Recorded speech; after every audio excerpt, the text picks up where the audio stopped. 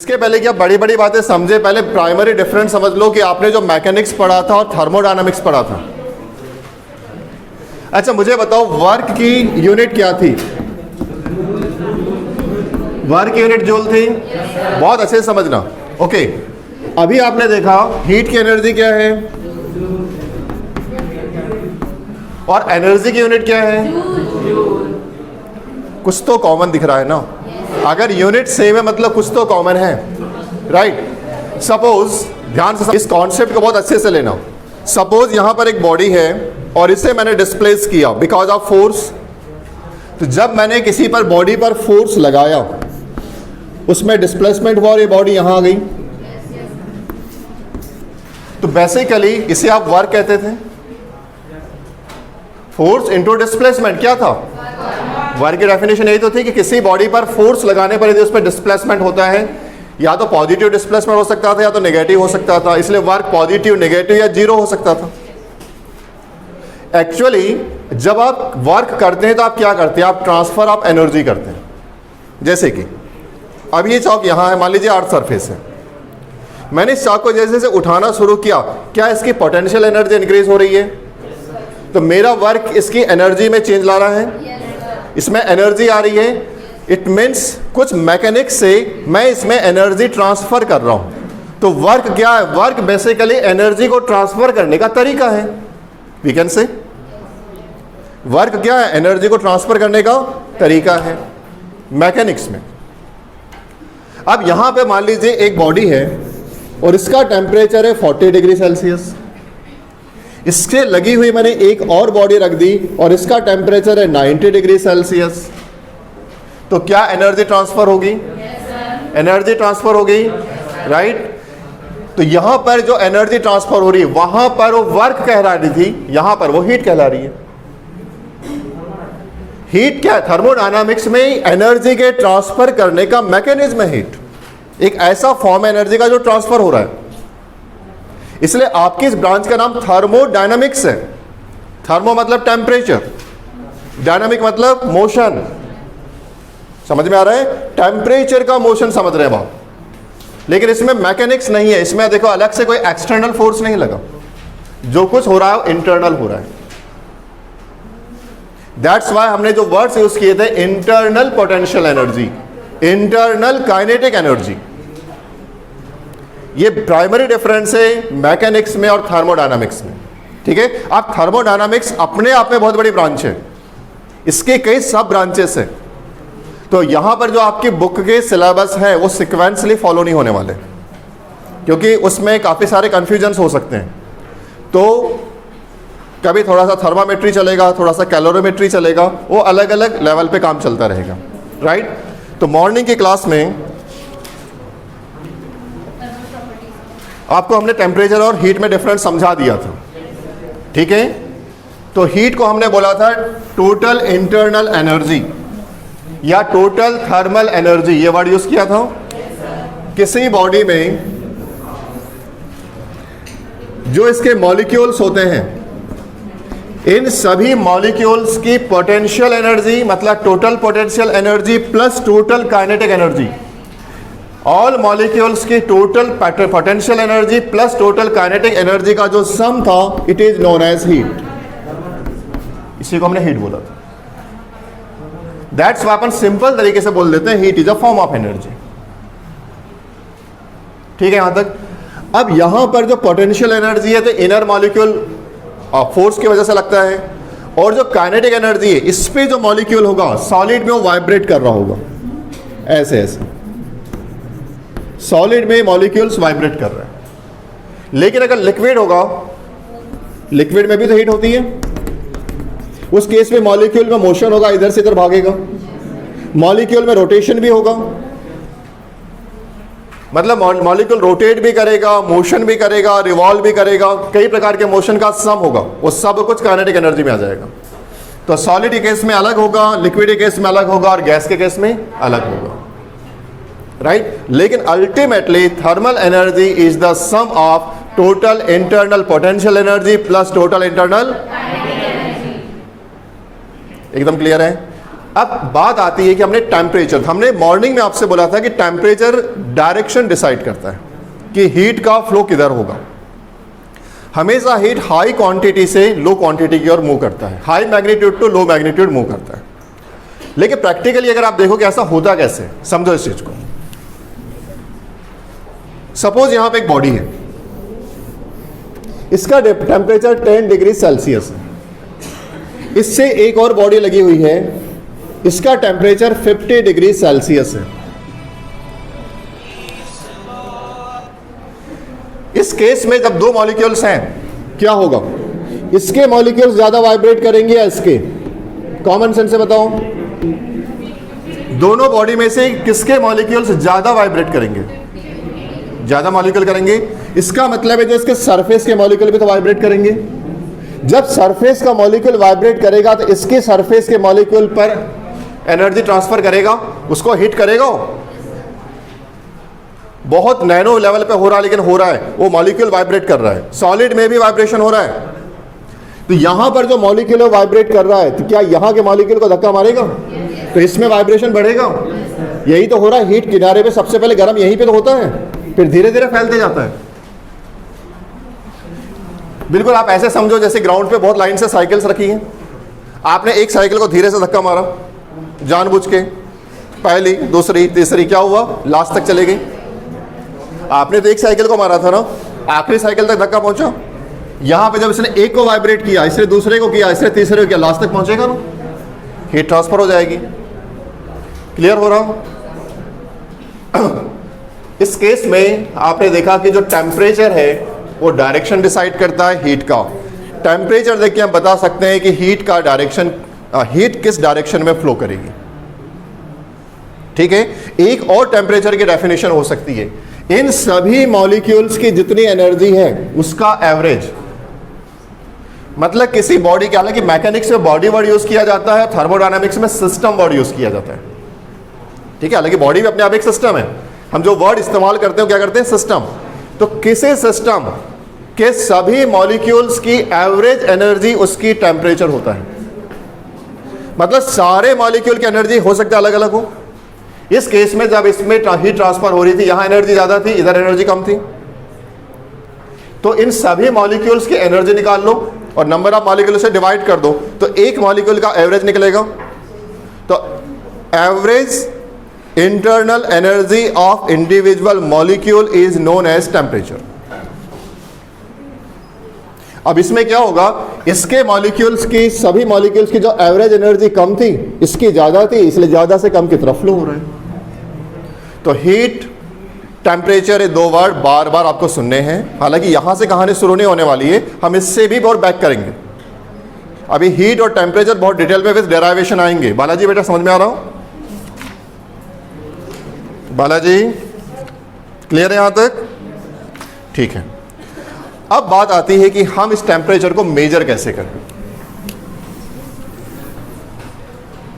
अब आपके टेम्परेचर का मेजरमेंट आता है। हमने हीट समझा, हमने टेम्परेचर समझा, हमने थर्मोडायनामिक्स और मैकेनिक्स के बीच का रिलेशन समझा, हमने वर्क और हीट के बीच का भी एक रिलेशन को समझा। मैकेनिक्स में जो काम वर्क कर रहा था, यहां पे क्या कर रही थी? हीट कर रही थी। अगर आपको टेम्परेचर मेजर करना है या किसी भी चीज को मेजर करना है, जाने दो टेम्परेचर को, एकदम कॉमन सेंस से बताओ, प्रैक्टिकल नॉलेज से। यदि मुझे किसी चीज को मेजर करना है, मुझे पता करना है कि यहां से लेके रूम की वहां तक लेंथ कितनी है, और मेरे पास कोई स्केल नहीं है। जब पुराने जमाने में होता है कि लकड़ी पकड़ लेंगे, अपन बोलेंगे 1 2 3, बोलेंगे 50 लकड़ी, वो यूनिट बन गया। तो जब भी मुझे कोई स्केल बनाना है तो मेरे पास 2 पॉइंट होना चाहिए। जब भी मुझे स्केल बनाना है मेरे पास कितने पॉइंट्स होने चाहिए? 2 पॉइंट्स होने चाहिए, 2 फिक्स पॉइंट होने चाहिए। एक फिक्स पॉइंट के साथ लो वैल्यू रहेगी और एक फिक्स टर्न के साथ अपर या हाई वैल्यू रहेगी। Lower fix value, upper fix value. और इसके बाद मुझे डिसाइड करना पड़ेगा कि इस लेंथ को मैं कितने टुकड़ों में तोड़ूं। सब निशान लगा लो, इक्वल डिस्टेंस पे मैं निशान लगा लूंगा। इसी को तो स्केल बोलते हैं। किसी भी स्केल में यही होता है, एक लोअर वैल्यू होती है, एक हायर वैल्यू होती है, और बीच में इक्वल डिस्टेंसेस में इंटरवल्स होते हैं। अब आपको टेम्परेचर को मेजर करना है, तो टेम्परेचर का स्केल बनाना है। आपको नहीं बनाना है, जिसने बनाया उसने कैसे बनाया समझना है, ठीक है। अब आपको टेम्परेचर के लिए स्केल बनाना है, तो सबसे पहले उस सब्सटेंस को यूज किया जाएगा जो इस अर्थ में सबसे ज्यादा पाया जाता है। वो क्या है? वाटर। वाटर इजीली अवेलेबल है, अर्थ में हर जगह मिल जाता है। ऐसा कोई जिसको पानी नहीं मिल रहा हो बता दे मुझे। अच्छा, बालाजी आज नहा के नहीं आया, ऐसा है? पानी नहीं मिल रहा बोला आपको? तो बेटा हेडिंग डालो थर्मामीटरी। चलो एक हेडिंग डालो,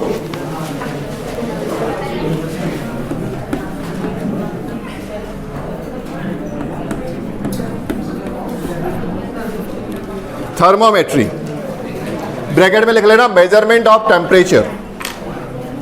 थर्मामेट्री measurement of temperature, measurement of temperature. तो अगर आपको टेम्परेचर मेजर करना है तो आपको एक स्केल बनाना पड़ेगा। स्केल में 2 पॉइंट्स होंगे, कौन कौन से? लोअर फिक्स पॉइंट और अपर फिक्स पॉइंट। अगर मैं इसके लिए वाटर यूज करूं, अगर मैं इसके लिए वाटर यूज करूं तो वाटर के 2 पॉइंट ले लूं। एक जब वाटर फ्रीज होता है, फ्रीजिंग पॉइंट बोल सकता हूं, और एक जब वाटर बॉईल होता है, बॉइलिंग पॉइंट। क्या मैं इससे स्केल बना सकता हूं? अभी मेरे पास कोई स्केल नहीं है, कुछ भी नहीं है, ना सेल्सियस ना फ़ारेनहाइट, कुछ नहीं है। आपके पास बस वाटर है। समझ में आ रहा है? अभी आपके पास क्या है? केवल वाटर है। आपने 2 पॉइंट डिसाइड करने थे, हर स्केल में लगता है। तो आपने वाटर को बनाया बेस, वाटर का फ्रीजिंग पॉइंट को बना लिया लोअर फिक्स पॉइंट, वाटर के बॉइलिंग पॉइंट को बना लिया अपर फिक्स पॉइंट। LFP मतलब लोअर फिक्स पॉइंट, अब प्रॉपर लिख लेना अपर फिक्स पॉइंट, ठीक है। इसके बेसिस पर अब आप स्केल बना सकते हैं। तो हम थर्मोडायनामिक्स के 4 इंपॉर्टेंट स्केल्स की स्टडी करने वाले हैं और उनका कंपैरिजन सीखने वाले हैं, ठीक है।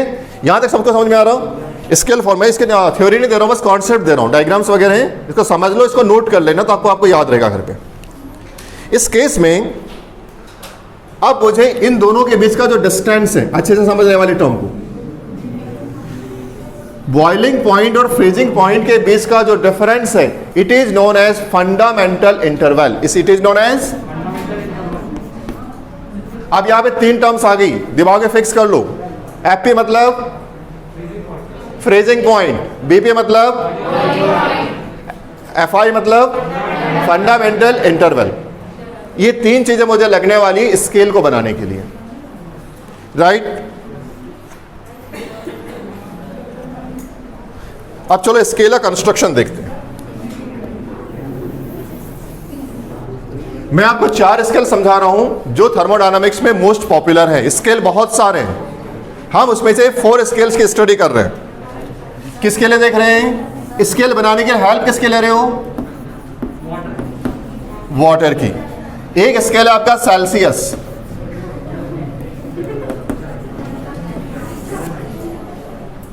एक स्केल है फ़ारेनहाइट,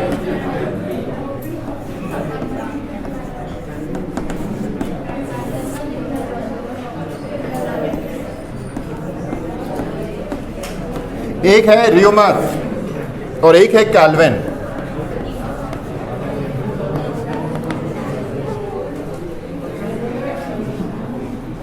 बेटा there are 4 scales, 4 important scale: Celsius, Fahrenheit, Reaumur and Kelvin. REAUMER, Reaumur, Reaumur scale. अब वाटर का जब पहला वाला स्केल जो बना था, ये स्केल बनाया था 1740 में, नहीं 1710 में बनाया था इस स्केल को। देखो बहुत पुरानी बात है। जिस साइंटिस्ट ने बनाया था उसका नाम ही सेल्सियस था, उसी के नाम पर है। चारों साइंटिस्ट के नाम है। सेल्सियस स्केल को सेल्सियस ने बनाया, फ़ारेनहाइट को फ़ारेनहाइट ने बनाया, इसमें दिमाग नहीं लगाना है। 1710 को इन्होंने क्या किया, वाटर को फ्रीज किया, उस पर एक स्केल का पहला निशान, वाटर को बॉईल किया उस पर दूसरा निशान, मतलब 2 पॉइंट होंगे वाटर के लिए। पहला क्या होगा बोलो, अपर फिक्स पॉइंट, किसको बनाया था, boiling point. Lower fix point किसको बनाएंगे, फ्रीजिंग पॉइंट को।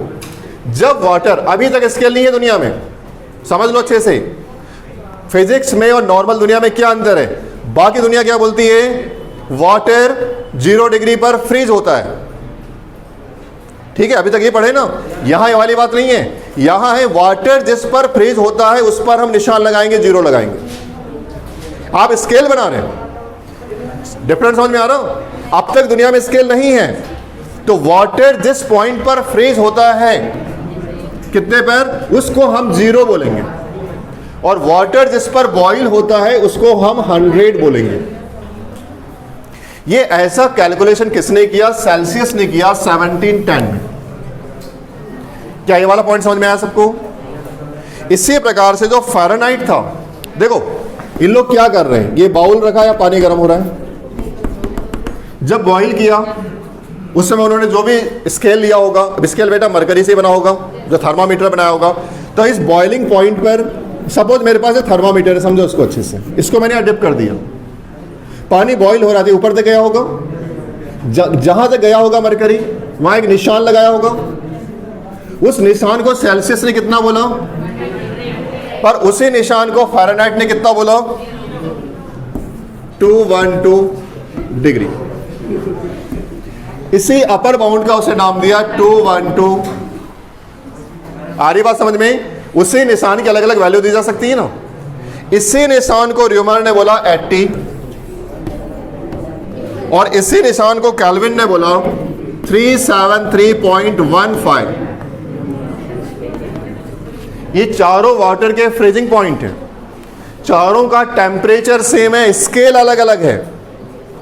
नहीं आया समझ में बेटा। पानी जब उबल रहा था, पानी का तो एक ही टेम्परेचर होगा ना, लेकिन जब मैं सेल्सियस वाला स्केल डुबाऊंगा तो कितना दिखेगा, 100। जब फ़ारेनहाइट को डुबाऊंगा तो कितना दिखेगा, 212। अगर मैं र्यूमर स्केल डुबाऊंगा तो कितना दिखेगा, 80, और मैं केल्विन स्केल करूंगा तो स्केल अलग अलग है, टेम्परेचर तो गॉट इट। अब देखते हैं फ्रीजिंग पॉइंट। अब इस स्केल को उठा के उन्होंने आइस पे रख दिया,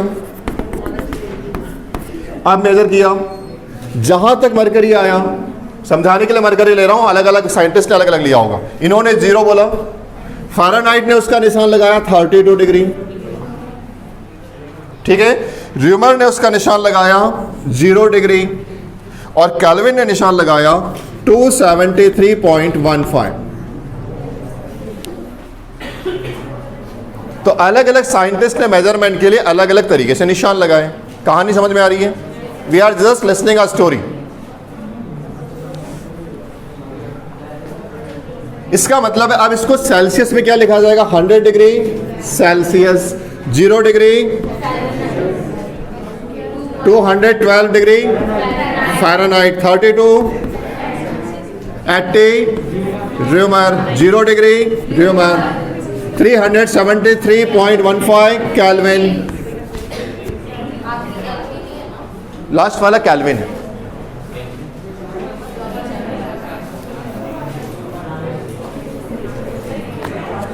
पक्का? कोई डाउट यहां तक? नो। इसके बाद बात करते हैं इंटरवल की। इंटरवल मतलब upper bound minus lower bound, उससे इंटरवल निकलेगा। तो 100 माइनस 0 कितना होगा, ये क्या है, इंटरवल है, फंडामेंटल इंटरवल। 212 माइनस 32 कितना होगा, 100। इसका 0, 80 माइनस 0 100। इट मीन्स, अब बेटा इसको समझो, ये जो स्केल बना है सेल्सियस का, यहां पर है 100, यहां पर है 0, बीच में कितने पार्टीशन होंगे, 100। यो स्टैंड अप। अगर ये स्केल फ़ारेनहाइट है तो अपर वैल्यू कितनी होगी इसकी 212, लोअर वैल्यू कितनी होगी 32, बीच में कितने निशान होंगे, कितने होंगे 180, क्योंकि 1 डिग्री 1 बाय 1 1 डिग्री आगे जाएगा तो बीच में कितने निशान होंगे 180, इसमें कितने होंगे 80, मतलब इंटरवल 80 पार्ट्स में टूटेगा और ये 100 में। तो गौर से देखो ये और ये सेम इंटरवल है इनका, ध्यान से समझना। सेल्सियस और केल्विन का फंडामेंटल इंटरवल सेम है, स्केल सेम नहीं है, इसका 0, इसका 273 है, स्केल अलग अलग है लेकिन इंटरवल सेम है। न्यूमेरिकल में काम आएगा, फिक्स करो दिमाग में। सेल्सियस और केल्विन का फंडामेंटल इंटरवल सेम है, स्केल अलग अलग है। सेल्सियस और केल्विन दोनों को 100 है, देखो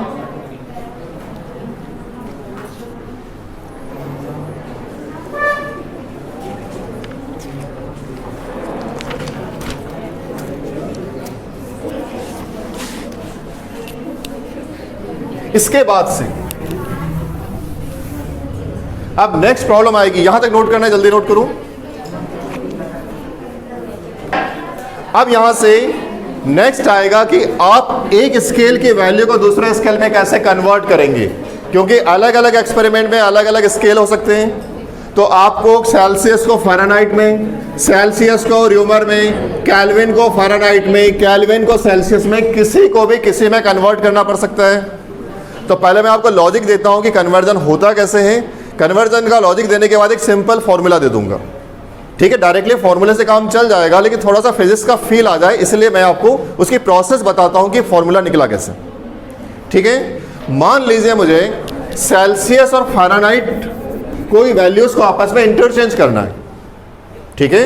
मुझे सेल्सियस और फ़ारेनहाइट की वैल्यूज को आपस में चेंज करना है। इस केस में मैं एक ग्राफ प्लॉट कर सकता हूं,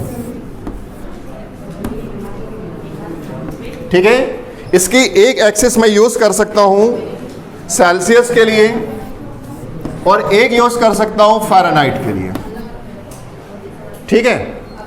अब बताइए सेल्सियस का स्टार्टिंग पॉइंट क्या होता है।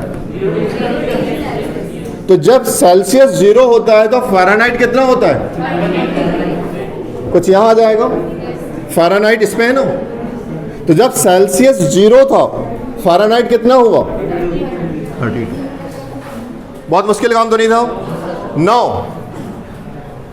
जब सेल्सियस 100 हो गया, मतलब सेल्सियस की वैल्यू यहां आ गई और ये 100 हो गया। जब सेल्सियस 100 हो गया तो फ़ारेनहाइट कितना हो गया 212 हो गया। सपोज यहां आ रहा है,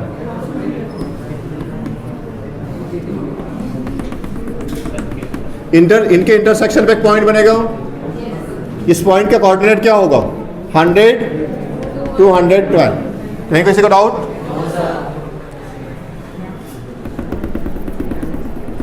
ये जो लाइन है ये रिलेशन बता रही है सेल्सियस और फ़ारेनहाइट का। किसका रिलेशन बता रही है? सेल्सियस और फ़ारेनहाइट का रिलेशन बता रही है। इस केस में यदि आपसे किसी ने पूछा कि यहाँ पर सपोज यहाँ पर टेम्परेचर फ़ारेनहाइट का या सेल्सियस का, मान लो सेल्सियस यहाँ पर है 30 डिग्री, तो 30 डिग्री फ़ारेनहाइट में क्या होता है आप यहाँ से निकाल सकते हैं, ग्राफ है तो निकाल सकते हैं, हाँ या ना।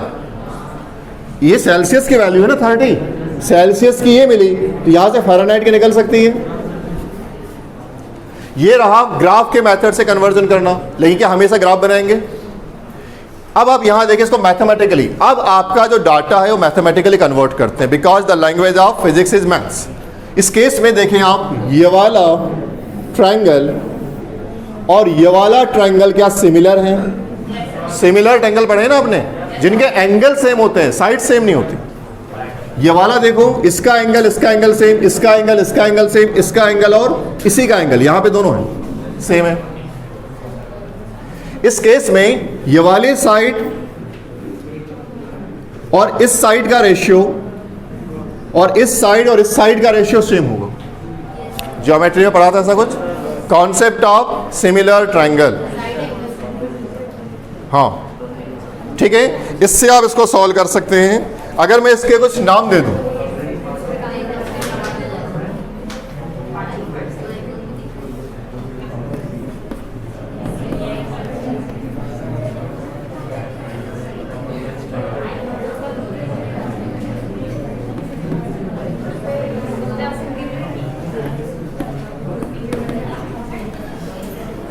मैंने इनको नाम दे दिया बिकॉज कि हम इजीली इसको लिख सके।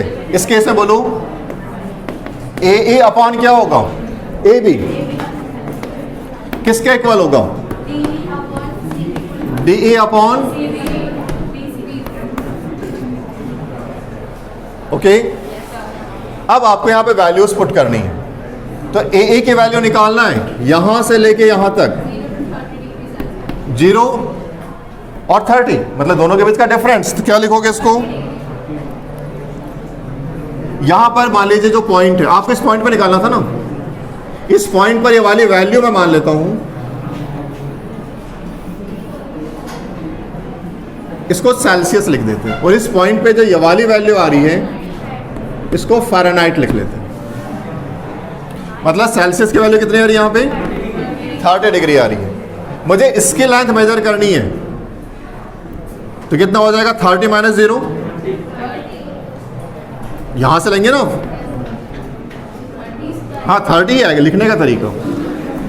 तो आप इसको क्या लिख सकते हैं, CL माइनस 0 अपॉन ये कितना होगा 100 माइनस 0 लिख सकता हूं। ये डिस्टेंस 30 माइनस 0 100 माइनस 0, DE की वैल्यू कितनी होगी बोलो, यहां की वैल्यू कितनी है फ़ारेनहाइट माइनस 32 अपॉन ये डिस्टेंस कितना है 212 माइनस 32। Got it. अच्छा, लोअर बाउंड और अपर बाउंड, लोअर लिमिट और अपर लिमिट का मतलब क्या होता है, फंडामेंटल इंटरवल। तो मैं इसे अब शॉर्ट में ऐसा लिख सकता हूं, C upon 100 equals to F minus 32 upon 180। अब मैं इसमें दोनों साइड में 20 से मल्टीप्लाई कर दूं, इस पे 20 से मल्टीप्लाई करोगे तो क्या होगा, C अपॉन 5 होगा, और यहां कितना हो जाएगा F माइनस 32 अपॉन 9। शायद आपने लोअर क्लासेस में पढ़ा होगा सेल्सियस टू फ़ारेनहाइट और फ़ारेनहाइट टू सेल्सियस कन्वर्ट करने का फॉर्मूला, याद आ रहा है। इस फॉर्मेट में लाने के लिए किसी और से, वो बड़ी से बड़ी वैल्यू जो इसको काट सकती थी दोनों को 20 थी। हाँ, ये डेरिवेशन समझ में आया हो। This is the lower bound for Fahrenheit, this is the upper bound for Fahrenheit, this is the lower bound for Celsius, this is the upper bound for Fahrenheit. हमने किसी पार्टिकुलर पॉइंट के लिए निकालना था, इस पॉइंट के लिए, इस पॉइंट के लिए ये वाला डिस्टेंस और इस डिस्टेंस का रेशियो इस डिस्टेंस और इस डिस्टेंस के रेशियो के इक्वल होगा अकॉर्डिंग टू जियोमेट्री। उसके आधार पर हमने तय किया AE upon AB equals to DE upon BC। AE की वैल्यू हमने निकाली यहां से, AE की वैल्यू मतलब AE, ये डिस्टेंस कैसे निकालोगे, इस डिस्टेंस से इसको माइनस करोगे, तो यहां पे वैल्यू कितनी थी, इसको हमने मान लिया था सेल, इसका नाम दे दिया था, तो ये हो गया सेल माइनस 0।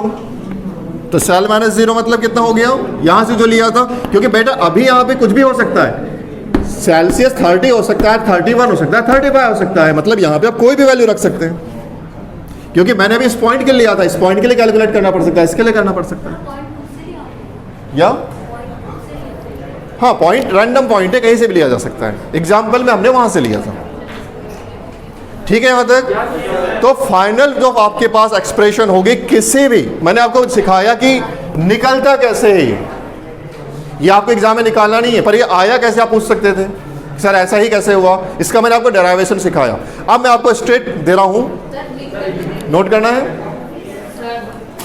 तो यदि आप चाहते हैं कि Celsius to Fahrenheit, Celsius to Reaumur, Reaumur to Kelvin, Kelvin to Reaumur, Reaumur to Celsius, किसी को भी किसी में आप कन्वर्ट कर सकें, उसके लिए बहुत ही जनरलाइज तरीका है, और ये तरीका होगा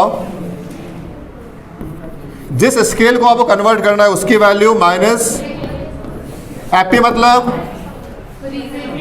freezing point, very good, upon BP तक की बीपी तो नहीं बढ़ रहा हूं, बॉइलिंग पॉइंट माइनस इनटू 20 हमेशा कांस्टेंट वैल्यू होता है। ये experimentally with graph with derivation निकाल लिया गया, जैसे मैंने आपको दिखाया था अभी, ठीक है। Scale minus freezing point upon boiling point minus freezing point into 20 हमेशा एक कांस्टेंट वैल्यू होगा किसी भी स्केल के लिए, किसी भी स्केल के लिए। अब बेटा एक्चुअली देखो, BP minus FP boiling point minus freezing point क्या होता है? फंडामेंटल इंटरवल होता है। तो इसके जगह मैं चाहो तो फंडामेंटल इंटरवल भी लिख सकता हूं, ठीक है, क्योंकि आपको चारों स्केल्स के फंडामेंटल इंटरवल पता है। सेल्सियस का फंडामेंटल इंटरवल 100, फ़ारेनहाइट का 180, र्यूमर का 80 और केल्विन का राइट, अपन वो भी रख सकते हैं। इट मीन्स अब अपन इसको कन्वर्ट करते हैं C माइनस 0 सेल्सियस स्केल के लिए फ्रीजिंग पॉइंट कितना होता है? Boiling point 100 minus freezing point 0 into 20 किसके इक्वल होगा? सेकंड के लिए बात करते हैं। सपोज र्यूमर फ़ारेनहाइट के लिए F माइनस 32 अपॉन इसका बेटा बॉइलिंग पॉइंट कितना था? 212 माइनस 32। र्यूमर के लिए बोलो freezing point 0, boiling point 80 minus 0 और केल्विन के लिए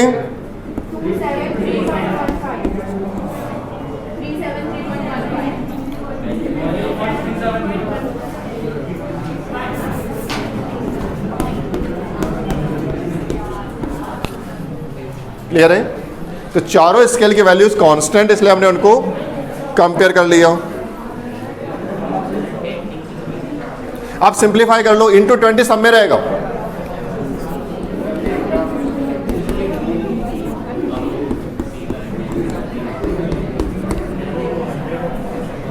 ये कितना हो जाएगा बोलो?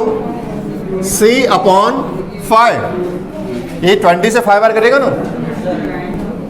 F माइनस 32 अपॉन 180 को 20 से डिवाइड करो 9,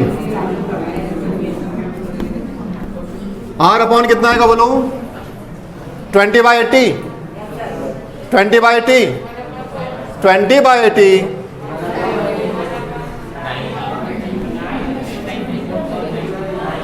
ये भी सोचना पड़ेगा। 20/80 ऐसे काटते हैं।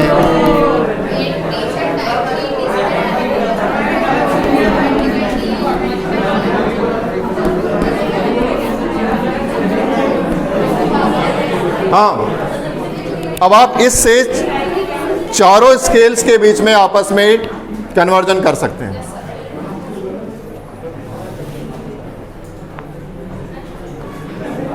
किसी को डाउट इस पर? रिलेशनशिप क्लियर है पूरी? ये अभी के अभी इसी वक्त याद कर लें।